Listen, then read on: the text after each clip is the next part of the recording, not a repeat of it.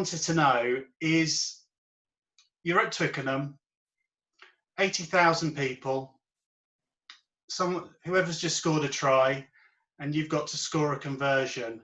How on earth do you block out 80,000 people at Twickenham to concentrate on scoring a conversion?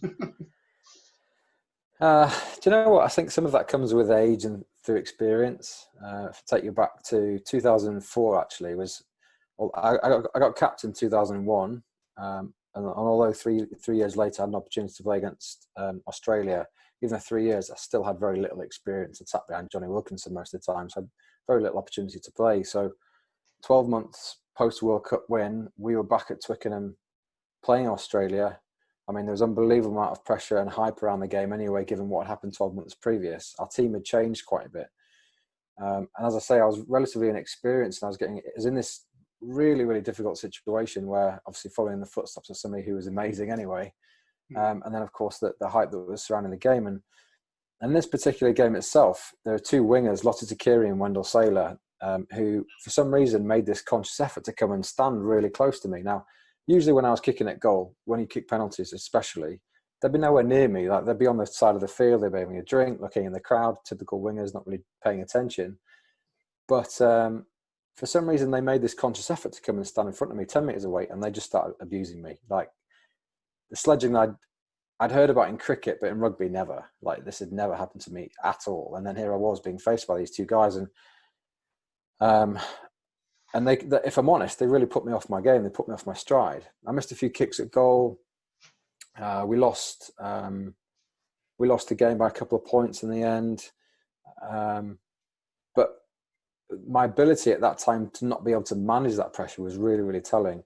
And unfortunately, I was probably too honest with the press afterwards as well. So they asked me, they saw it happen. They kind of came to me and said, look, what was the situation? And I explained, and they said, did it get to you? Did you let the pressure get to you? Stupidly at the time, I was like, well, yeah, actually it did. If I'm honest, I think it did. Me thinking, but by giving an honest appraisal of my own performance, I'd be greeted with open arms. Well, it was greeted with open arms and thrown back in my face at 1,000,000 miles an hour. It was the next day in the press. I should never play for England again. I've bottled it. I've choked it. I mean, this tagline then just sat with me for years, like not even weeks and months, but years. People, wherever I went, whether that was over to Ireland, over to France, playing Premiership games, the opposition players, opposition fans, they were just killing me the whole time. So it was really, really difficult to deal with it in that first instance. But I think over time you start to learn the techniques of what you can and can't get away with. And the first thing I had to do was kind of look at myself and go, well, ultimately, I didn't become a bad kicker overnight. I wouldn't have been in that position if I wasn't good enough to do it. So I kind of looked at the things that I could control. You hear a lot of sports people talk about, let's just control the things that you can control, and all the external distractions that are going on, you just have to forget about those. So for me, with regards to kicking, I just had to go, well, look, let's concentrate on what I need to do, when I need to do it, really, really focus on my technique and what that looks like and what that feels like as well. So when it gets to the game at the weekend, I'm in the best possible shape that you can imagine. So I really, really understood my technique to the point where I could self-correct. So in those moments, when you're facing 80,000 people, when you're facing opposition and you're in front of 80,000 people at Twickenham, you kind of surround yourself with this little iron dome and go, right, these are my little checkpoints that I need to go through. These are things that I need to remind myself of. And everything else is just noise. It's just distraction that you don't really need to think about. And I had this little checklist, and that became ingrained in me. The more I did it, the more I really understood myself. And I managed to get through it all right. So a lot of it came down to control and preparation. Long-winded answer. No. And actually, just from a purely an interest point of view, you say you sort of create that bubble. Is it easier to create those bubbles when you have the 80,000 people around you, or is it, when there was just a sound of noise, or is it that kind of, because people say please keep quiet for the kicker and that sort of thing? Is it harder when you're kicking in front of 10 people, for example?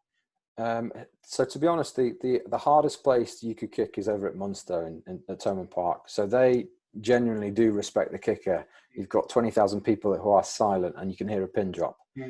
there's nowhere else really in the world that does that. Northampton do a little bit. There's still a few jeers, but there they are very respectful, but they let you know if you miss.